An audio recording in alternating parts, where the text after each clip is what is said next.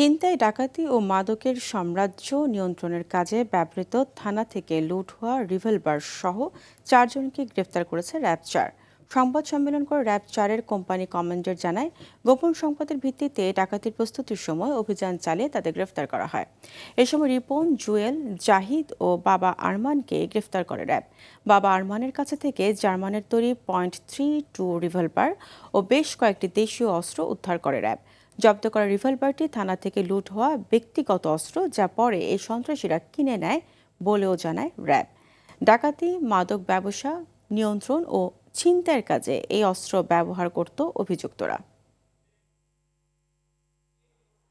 পুরো মিরপুর ডিভিশন এবং rapid action ব্যাটালিয়নের যে অধিক্ষেত্র আছে, সেই অধিক্ষেত্রে যতগুলো অবৈধ অস্ত্র এবং এ ধরনের চিহ্নিত সন্ত্রাসী আছে, তাদেরকে গ্রেপ্তারের জন্য আমাদের অভিযান অব্যাহত আছে।